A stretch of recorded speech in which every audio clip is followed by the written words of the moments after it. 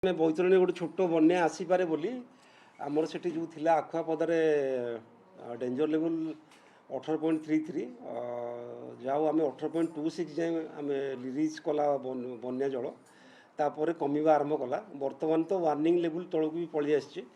ଆଜିର ଲେବୁଲ୍ ଯାହା ଅଛି ଆମ ପାଖରେ ଆମର 17.2 ପାଖାପାଖି ପଳେଇ ଆସିଲାଣି କମିକି 17.7କୁ ପଳେଇ ଆସିଲାଣି। ଆମ ୱାର୍ଣ୍ଣିଂ ହେଉଛି 17.83। ତେଣୁ ବନ୍ୟାର ଯାହା ଆଶଙ୍କା ଥିଲା ସେଇଟା ଆଉ ନାହିଁ। ଏଠି ମାନେ ସରିଗଲା ବନ୍ୟା ବୋଲି ଆମେ କହିବା। ପ୍ରଥମ ପର୍ଯ୍ୟାୟର ଯେଉଁ ମୌସୁମୀ ବର୍ଷା ହେଇଥିଲା ତାର ଯାହା ପ୍ରଭାବରେ ଆମେ ଯାହା ବନ୍ୟା ଆଶଙ୍କା କରୁଥିଲେ ବୈତରଣୀରେ ସେଇଟା ବର୍ତ୍ତମାନ ପାଇଁ କମିଯାଇଛି, ଆଉ ନାହିଁ। ଆଉ ଯେଉଁ ଘାଇ କଥା ଆମେ କହୁଛେ କାଣିର ଯେଉଁ ପାଖରେ କଣ୍ଟାପଡ଼ା ଗାଁ ପାଖରେ ହେଇଛି ବୋଲି, ଆକ୍ଚୁଆଲି ସେଠି ଘାଇ ନୁହେଁ। ସେଠି ଗୋଟେ ଡ୍ରେନେଜ୍ ଚ୍ୟାନେଲ୍ ଥିଲା। ସେଠି ପାଣି ମାନେ ଗତ ବର୍ଷ ବି ଆପେ ଆପେ ପ୍ରବାହିତ ହେଉଥିଲା। ସେଠି ଆମେ ଯେଉଁ କରିଥିଲେ ଲୋକମାନେ ଗୋଟେ ଏମ୍ବାଙ୍କମେଣ୍ଟ ଟୁ ପ୍ରୋଟେକ୍ଟ ଦେୟାର ମାନେ ଚାଷ ଜମିକି ସେଇଟା ଓଭରଟପ୍ କରିଛି। ଆକ୍ଚୁଆଲି ଯେଉଁଠି ଆମେ ଗୋଟେ ନୂଆ ବନ୍ଧ ଆରମ୍ଭ କରିବା ସେଠି ଆମକୁ ଗୋଟେ ସ୍ଲୁଇସ୍ ଦେବାକୁ ପଡ଼ିବ, କାରଣ ପାଣି ଯିବା ଆସିବା ପାଇଁ ରାସ୍ତା ରହିବା ଦରକାର। ତ ତା ପାଇଁ ଗୋଟେ ପ୍ରପୋଜାଲ୍ ଆମେ ପଠାଇଛୁ। ଆଜି ବି ତା'ର TAC ଅଛି। ସେଇଟା କରାଗଲେ ଆମେ ଆର ବର୍ଷକୁ ସେଟାକୁ ସଜାଡ଼ି ଦେବୁ। ଆଉ ଯାହା ମୋ ପାଖରେ ଖବର ଅଛି, ଯେଉଁ 4-5ଟା ଜିପି ଆଫେକ୍ଟେଡ୍ ହେଇଛି, ଓନ୍ଲି ଚାଷ ଜମିରେ ପାଣି ପଶିଛି। ସେଠି ଆଗରୁ ବି ନର୍ମାଲି ପଶୁଥିଲା ସେଠି, କାରଣ ସେଠି ବନ୍ଧ ନଥିଲା। ଏବେ ଲୋକାଲି ସେମାନେ କିଛି ଗୋଟେ ଚେଷ୍ଟା କରୁଥିଲେ, ଯେଉଁଟାକି ଅଧା କରାଯାଇଥିଲା। ସେଥିପାଇଁ ତା'ର ସମ୍ପୂର୍ଣ୍ଣ ଯେହେତୁ ହାଇଟ୍କୁ ଆମେ ପହଞ୍ଚି ପାରିନଥିଲେ, ଯେତିକି ଉଚ୍ଚା ହେବା କଥା, ତାକୁ ଓଭରଟପ୍ କରିକି ଯାଇଛି। ତା'ଦ୍ୱାରା ବିଶେଷ କିଛି କ୍ଷୟକ୍ଷତି ହେଇନାହିଁ ବୋଲି ଆମର ଯାହା ଆକଳନ। SCB ଥିଲେ ସକାଳେ, ମୋତେ ନିଜେ ସେଠୁ ଲାଇଭ୍ ଥିଲେ, ମୋତେ ଦେଖାଉଥିଲେ ସାଇଟ୍ କ'ଣ ହେଇଛି କ'ଣ ନାହିଁ। ତେଣୁ ବୈତରଣୀର ବନ୍ୟା କମିଗଲାଣି ବୋଲି ଆମେ କହିବା। ସାର୍, ଯେଉଁ ବନ୍ଧ କଥା ଆପଣ କହିଲେ, ବନ୍ଧ ପାଇଁ ପ୍ରପୋଜାଲ୍ ଅଛି, ପ୍ରିପାରେସନ୍ ଚାଲିଛି, ସେଇଟା କେଉଁ ଜାଗାରେ ସାର୍ ହେବ, କେମିତି କ'ଣ ହେବ? ସେଠି ଆକ୍ଚୁଆଲି ଆମର 3ଟା ଜାଗାରେ ଆମେ ସ୍ଲୁଇସ୍ କରିବୁ ବୋଲି ଦେଇଛନ୍ତି ପ୍ରପୋଜାଲ୍। ଲୋକାଲ୍ ଯେଉଁମାନେ ଆମର ଅଛନ୍ତି ରିପ୍ରେଜେଣ୍ଟେଟିଭ୍, ତାଙ୍କଠୁ ଆମେ ପାଇଥିଲୁ। ଗୋଟେ ତ ମଥୁରାପୁର, ଏଇଟା ଗୋଟେ କଣ୍ଟାପଡ଼ା, ଆଉ ଗୋଟେ ଜାଗାରେ ଅଛି। 3ଟା ଜାଗାରେ ସ୍ଲୁଇସ୍ କରିକି ଦୁଇପଟେ ଆମେ କିଛି ଏମ୍ବାଙ୍କମେଣ୍ଟ କରିବୁ, ଯେମିତିକି ବର୍ଷା ଦିନେ ବର୍ଷା ପାଣି ବାହାରି ପାରିବ ଆଉ ବନ୍ୟା ପାଣି ଭିତରକୁ ପଶିବ ନାହିଁ। ସେଇଟା ହେଲେ ଆମର ଯେଉଁ ଜଳବନ୍ଦୀ ହେଉଛି, ୱାଟର ଲଗିଂ ହେଉଛି, ସେଇଟା କମିଯିବ। ତା ପାଇଁ ଆମେ ଚେଷ୍ଟା କରୁଛୁ, ପଦକ୍ଷେପ ନେଉଛୁ। ମଥୁରାପୁର, କଣ୍ଟାପଡ଼ା, ଆଉ ଗୋଟେ ଜାଗାରେ ଆଉ ଗୋଟେ ଏକ୍ଜାକ୍ଟଲି ମୁଁ ଟିକେ ରିମାଇଣ୍ଡ କରୁନି, କହିବି ଆପଣଙ୍କୁ, ମେସେଜ୍ କରିଦେବି।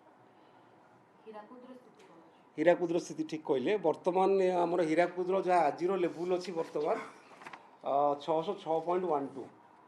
ତ ଗତ ବର୍ଷ ଏହି ସମୟରେ ଥିଲା 609। ବର୍ତ୍ତମାନ ଆକ୍ଚୁଆଲି ହୀରାକୁଦର ଜଳଭଣ୍ଡାରରେ 26% ଜଳ ପୂର୍ଣ୍ଣ ଅବସ୍ଥାରେ ରହିଛି। ତ ଆର ବର୍ଷକୁ ଯଦି କମ୍ପେୟାର କରିବା ଆମେ ବହୁତ ଆହୁରି 2-3 ଫୁଟ ତଳେ ଅଛେ ପାଣି, ଆରଥରକ ଯାହା ଷ୍ଟୋରେଜ୍ କରିଥିଲେ। ତ ବର୍ତ୍ତମାନ ଆମେ ଯାହା ପାଇଛୁ ପ୍ରେଡ଼ିକ୍ସନ୍, ହୀରାକୁଦ ଉପର ମୁଣ୍ଡରୁ ବର୍ତ୍ତମାନ ଆସୁଛି 180,000 କ୍ୟୁସେକ୍ ଜଳ ଆମର ଜଳଭଣ୍ଡାରକୁ ପ୍ରବେଶ କରୁଛି। ସେଇଟା ଗ୍ରାଜୁଆଲି ବଢ଼ୁଛି। କାଲି ସୁଦ୍ଧା ଆମେ ଆଶା କରୁଛୁ ଯେ 2.5 ଲକ୍ଷ କ୍ୟୁସେକ୍ ଜଳ ଆମେ ଉପର ମୁଣ୍ଡରୁ ପାଇବା, ମେନଲି ଛତିଶଗଡ଼ରୁ, ଯାହାର ପ୍ରଭାବରେ ଆମର ଜଳଭଣ୍ଡାରର ଲେବୁଲ୍ ବଢ଼ିବ। ତେଣୁ ଆମେ ଅପେକ୍ଷା କରିଛୁ। ଆମେ ଟେଣ୍ଟାଟିଭଲି କାଲି ତ ଆମେ ଡିସାଇଡ଼୍ କରିଥିଲୁ ଯେ 9 ତାରିଖରେ ଆମେ ଜଳଭଣ୍ଡାରକୁ ନିଷ୍କାସନ କରିବା କଥା ଚିନ୍ତା କରିବୁ। ସେଥିପାଇଁ ଆମେ ପ୍ରସ୍ତୁତ ବି ହେଉଛୁ।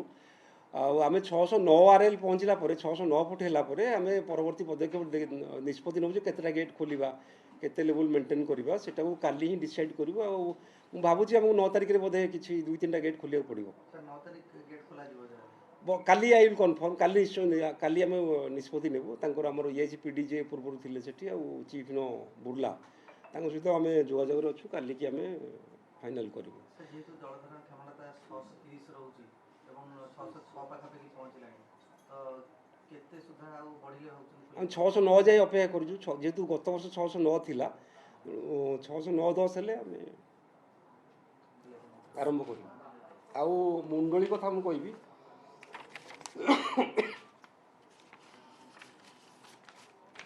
ମୁଣ୍ଡଳିରେ ବର୍ତ୍ତମାନ ତ ଆମର 3,26,000 କ୍ୟୁସେକ୍ ଜଳ ପ୍ରବାହିତ ହେଉଛି। ଆଉ ଆମେ ଆଶା କରୁଛୁ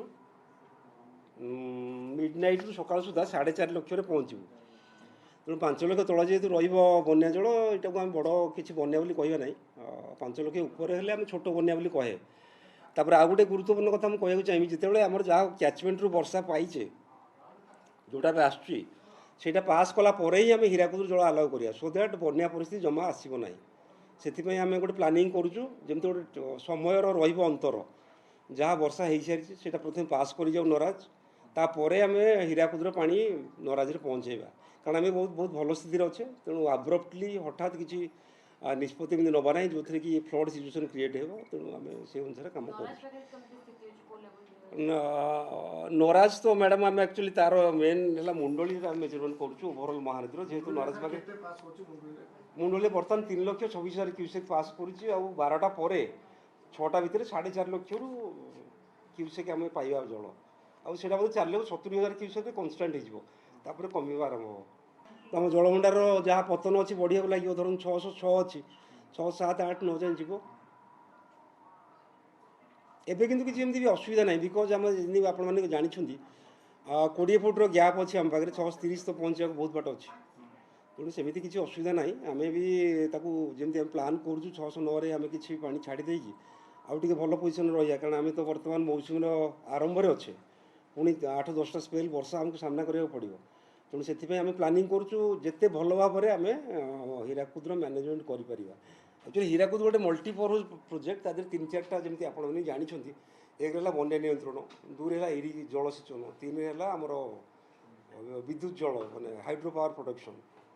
ଏଇ 3ଟାକୁ ସିଙ୍କ୍ରୋନାଇଜ୍ କରିବାକୁ ତାର ଡିସିସନ୍ ନେବାକୁ ପଡ଼େ। ଏବେ ବି ମୁଁ କହିଛି ସେମାନଙ୍କୁ ହାଇଡ୍ରୋ ପାୱାର ବଢ଼େଇବା ପାଇଁ, କାରଣ ଆମ ପାଖେ ଆବୁଣ୍ଡାଣ୍ଟ ୱାଟର୍ ଅଛି, ବହୁତ ପାଣି ଆସୁଛି। ତାକୁ ୟୁଜ୍ କରିକି ବେଶୀ ଆମେ ବର୍ତ୍ତମାନ ହାଇଡ୍ରୋ ପାୱାର ପ୍ରଡକ୍ସନ୍ କରିବା ପାଇଁ କୁହାହେଇଛି। ଇରିଗେସନ୍ ବି ଆରମ୍ଭ ହୋଇଗଲାଣି ବରଗଡ଼ରେ। ସେଗୁଡ଼ାର ମାନେ ଆବଶ୍ୟକତା କମ୍। ଯଦି ଆମେ ବନ୍ୟା ଜଳକୁ ଯଦି କମ୍ପେୟାର କରିବା, ଯଦି 1,00,000 କ୍ୟୁସେକ୍ ଦରକାର ହେଉଛି, ସେଠି ଆମେ 20,000 କ୍ୟୁସେକ୍ରେ ଆମେ ମାନେ କରିପାରିବା ହାଇଡ୍ରୋ ପାୱାର ପ୍ରଡକ୍ସନ୍ ଆଣ୍ଡ ଜଳସେଚନ। ତେଣୁ ଦେଖିବା, ଆମେ ତ ବହୁତ ଭଲ ସ୍ଥିତିରେ ଅଛେ। କାଲିକି ଆମେ ଡିସାଇଡ଼୍ କରିବା କେତେଟା ଗେଟ୍ ଖୋଲିବା, କେତେ ଲେବୁଲ୍ ରଖିବା।